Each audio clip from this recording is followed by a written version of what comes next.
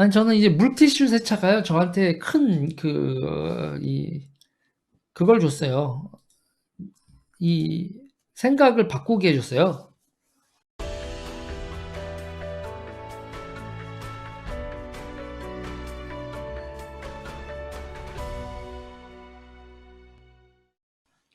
이 물티슈 세차가요, 여러분. 제가 이 물티슈 세차가 왜냐면 그건 거거든요. 그러니까 사람들 와 진짜 막 이렇게 뭐 이렇게 욕을 지금 참아야지. 이제 안 하려고요. 아니 뭘 안 하긴 안 해. '아 멍청하다. 갑갑하다.' 막 이런 생각이 막 올라왔었는데 곰곰이 생각을 하다 보니까 대중은 역사적으로 보면 대중은 항상 저랬어요. 지도자가 문제지 대중이 문제인가? 지도자가 문제지 대중이 문제인가? 이런 생각이 드는 거예요. 그러면서 인제 그 진보 지지자들은 보수 쪽 보고도 막 손가락질만 "으아 태극기 부대." 막 이러잖아요. 근데 그리고 지금 이 태극기 부대를 향해서 보수 내에서도 그런 손가락질이 있잖아요. 그렇죠? 근데 곰곰이 생각을 해 보니까 저는 그런 거예요. '보수가 왜 진보한테 지냐.' 이렇게 했더니 진보는 그 물티슈 부대를 자기네들의 에너지원으로 포용을 한 상태고 보수는 태극기 부대를 밀어내려고 하는 거예요. 그래서 이렇게 보면서 쭉 생각을 해 보니까 그리고 인제 제가 삼국지 평론을 하려고 하다 보니까 삼국지를 자꾸 들여다보고 생각을 하게 되는데 조조의 청주병을 보면서 딱 느낌이 온 거예요. 조조의 청주병을 보면서 장각을 만나면 황건적이고 조조를 만나면 청주병이다. 지도자가 누구냐에 따라서 정예병이 될 수도 있다. 그리고 보면 생각해 보니까 그 중국 땅에 있었던 그 장수들, 그 부하들 있잖아요. 병사들이요. 원술, 원소, 유비, 조조. 그 밑에 있던 병사들은요. 똑같은 중국 사람들 아닙니까? 다른 건 지도자였죠. 다른 건 지도자지. 사람은 똑같은, 이 지금 대한민국도 마찬가지예요. 좌우 지지하는 사람들은 결국은 똑같은 우리나라 사람들인 거예요. 똑같은 우리나라 사람들이라는 거죠. 그리고 그 물티슈로 세차하는 사람들은요, 자기 스스로를 뭐라고 생각을 해요? 자기 스스로를 선량한 사람들이라고 생각을 하죠. 그 사람들이 무슨 남한테 피해주는 남한테 피해주는 짓이긴 해. 정신적으로 많이 토 나오는 짓이니까. 나 진짜 약간 충격을 먹었어요. 제가 봤을 때는요, 선동가를 이기지 못하면 그것도 정치인들 문제입니다. 선동가들 비난을 하는 걸 넘어서서 본인 스스로 그 선동가들을 제압하는 정치인이 나와야죠. 결국은 여러분 정치인의 기본은 그러니까 정치가이면서 선동가인 사람은 그러니까 정치가이기만 하는 사람은 없어요. 선동 능력은 누구나 갖추고 있어야 됩니다. 정치인이라면. 근데 선동만 하고 정치를 못하는 사람들한테 진다면 그럼 민족의 불행이지. 근데 우리나라에서 솔직히 얘기할까요? 지금 선동가만 넘쳐나지 정치인이 과연 몇이나 될까? 좌우를 통틀어서. 여러분, 선동가만 넘쳐나지 과연 정치인이 몇 명이나 있을까? 그리고 선동가를 넘어서 본인이 정치인이 아니라고 해도 지식인인 사람이 몇 명이나 있을까? 물티슈 부대가 뭔지 간단히 설명해 달라고요? 물티슈 부대가 뭔지 간단히 설명을 해드리면 이렇습니다. 조국 장관이 타고 온 차 물티슈로 울면서 오열하면서 닦는 사람들. 수사받느라 차 못 닦는 장관님을 위해 대신해서 물티슈로 차 닦아드립니다. 질질 짜면서. 우리 수령님하고 뭐가 다르지? 수령님이죠, 수령님. 저게 종교가 아니면 뭘까요? 여러분? 이런 게 종교 컬트가 아니면 뭐냐고요. 그래서 저는 이런 거를 하는 사람들 자체에 대해서 열을 내기보다 저는 이런 얘기예요. 거짓과 위선으로 사람들을 저렇게 만든 지도자들이 문제다. 이게 우성님 감사합니다. 바로 이게 민주주의의 적입니다. 정치인 우상숭배야말로 민주주의의 적이고 이거를 부추기는 유튜버들, 팟캐스터들 진짜 민주주의의 적입니다. 위선에 속고 있는 거죠. 현재 진행형이죠. 신천지죠. 뭐 이런 사람이 한둘이 아니죠. 그리고 여러분 이 종교는요. 이런 종교에는 항상 뭐가 있어야 돼요? 그러니까 예수님이 잘못했나? 사도 바울이 잘못했나? 이런 종교에는 항상 또 뭐가 있어야 돼요, 여러분?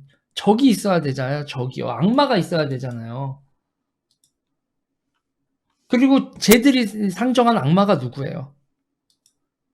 쟤들이 상정한 악마가 이 스토리텔링에서 악마가 누굽니까? 윤석열 총장이지. 여러분 있잖아요. 윤석열 총장이 완전히 악마화되어 있죠. 여기 뭐 내 방송 보고 있는 사람 중에서 나는 그 좌파고 유재일 거 모니터링 하는데 나도 돈 벌고 싶고 나도 출세하고 싶다 그런 인간이 있으면 가서 윤석열 욕해. 윤석열 욕하고 조국 빨면서 뭐 저런 이벤트 뭐 아이디어를 내봐. 물티슈라면 다음에는 진중권 선생 얘기하더만 머리를 뽑아서 그거로 쓸어줘 드려. 네 머리 뽑아서 빗자루 만들어서 앞마당 쓸어드려. 거기다 이제 경쟁을 하겠죠, 여러분. 내가 더 조국을 사랑해. 이제 조국 사랑 경쟁을 해라, 니들끼리. 광적인 사람들, 진짜. 그러다 혈서 나오는 겁니다. 그러다 혈서. 혈서 나오고 단지 손가락 자르는 거예요. 그리고 저도 이제 여러분 이거죠. 저도 악마화되어 있죠.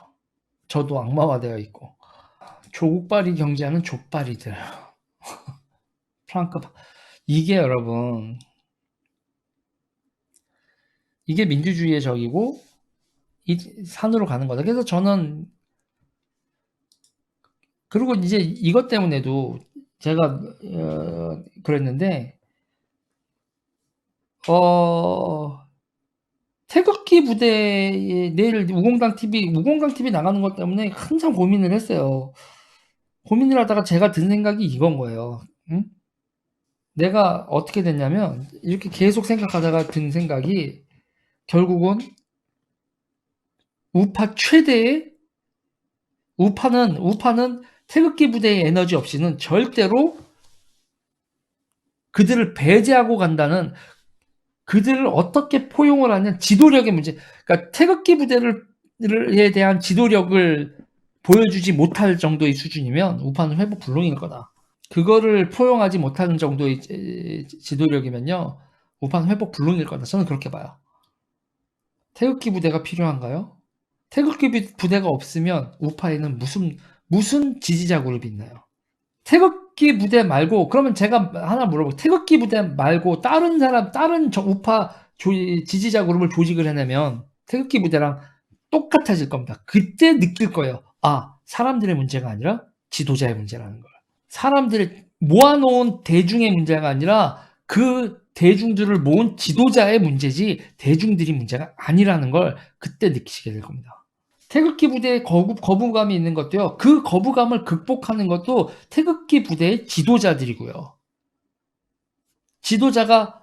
지도자들은요, 당연히 태극기 부대에 대한 거부감이 있는 걸 인지를 하고요. 여러분, 우리의 지금 행태가 사람들한테 거부감을 주고 있습니다. 이 거부감을 극복하기 위해서 메시지를 겉으로 보이는 걸 어떻게 해야 될까요? 라는 것도 지도자의 몫이죠. 조국을 보세요.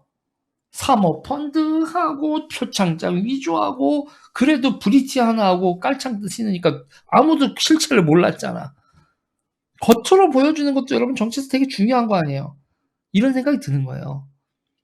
태극기 부대가 꼴통이다, 고립됐다, 그들의 노선이 이상하다, 그렇다라고 한다면 거기 있는 사람들의 문제였을까, 지도자들의 문제였을까?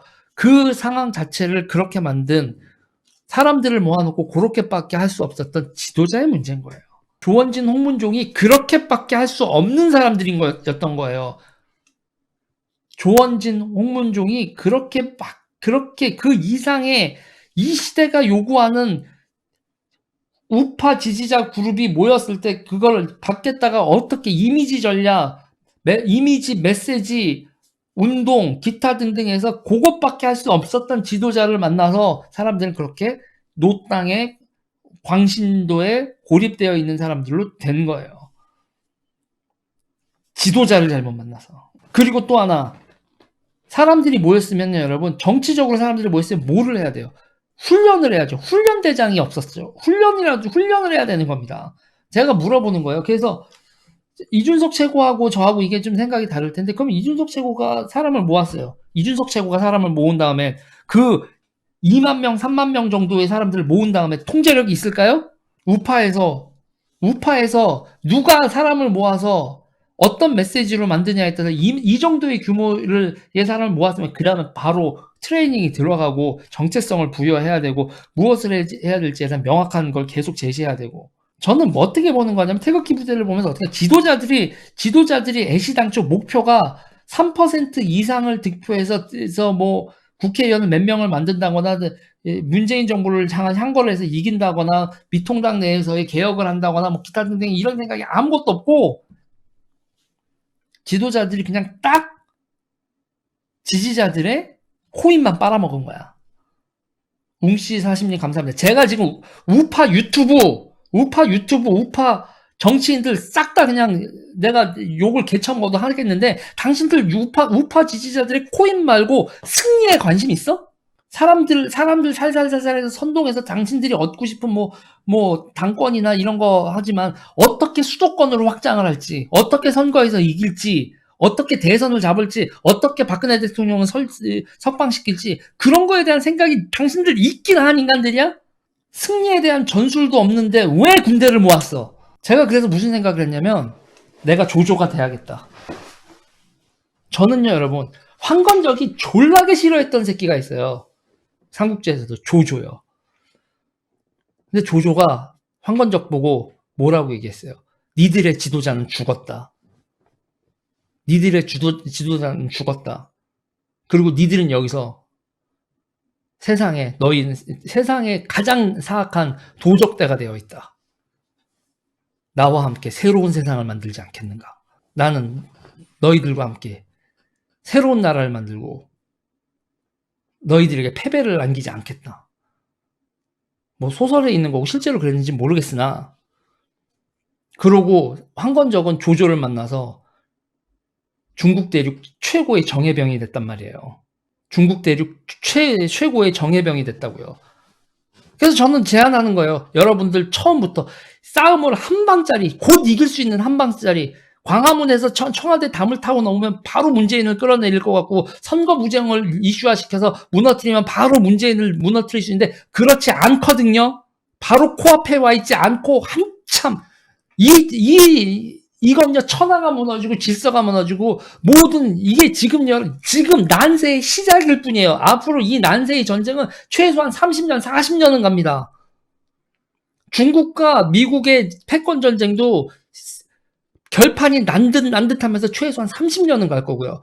중국과 미국이 패권 전쟁 30년 하는 사이에 우리나라에서도 계속 30년 정도의 자유민주주의냐 중국식 독재 국가냐, 그리고 북한도 여러분 경제 개발이 막 될 수도 있습니다. 우리는 경제가 꼬꾸라 박는데 북한은 바닥을 치고 올라가고 우리는 꼬꾸라지고 체제 경쟁이 다시 시작될 수도 있어요. 앞으로 30년은 그런 대난세일 거라고요. 중국식 독재 국가요, 여러분, 멀지 않았잖아요. 지금 한국식 니들끼리 해먹는 민족해방파의 국가가 됐잖아요, 한국이. 중국 공산당 조직처럼 운영되는 더불어민주당과 그 밑에의 사회적 기업, 그 밑에 있는 여러분, 지금 문재인 세력의 동맹이 뭡니까? 문재인 세력의 동맹, 이거 제가 이렇게 치는 거는 슬레이트예요. 우리 편집자들한테 이 부분 짤로 만들라는 겁니다. 여러분, 문재인 세력의 동맹 누구 있습니까? 여러분 지금 보세요. 금융 세력이 문재인 세력의 동맹이에요. 금융 세력이. 그리고 조선일보, 중앙일보, 동아일보, 여러분들이 조중동이라고 하는데도 거기도 눈치 보면서 그 안에도 좌파랑 척지지 말아야지, 너무 들이받지 말아야 돼, 그런 사람들이 점점 늘어나요. 왜? 문재인 정부가 계속 10년, 20년, 30년 갈 것 같으니까 문재인 정부에 맞서는 사람들이 없어요. 법조인들도 검사들도 슬슬 문재인 정부에 붙어있는 인간들이 점점 늘어나요. 요번 승리가 많은 사람들한테 최소한 문재인 정부와 이 NL 정부가 20년은 가겠구나, 우파는 절대로 회복 불능이겠구나, 다시 말해서 어떤 진실이 올라와도 위안부와 관련된 저들의 거짓이 올라오고 선거와 관련돼서 너무너무 이상한 것들이 올라와도 저들의 정부는 무너지지 않아요.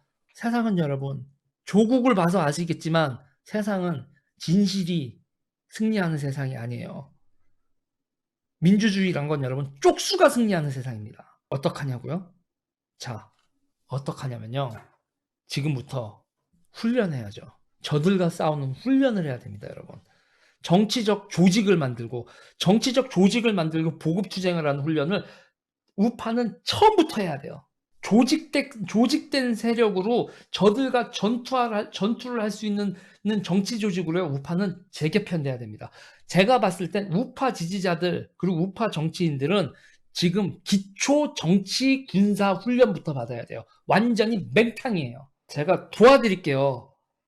도와드린다고. 저는 좌파가 여러분 다 똑같은 좌파가 아니에요. 저 NL들의 폭력에 다 기죽어 있다고.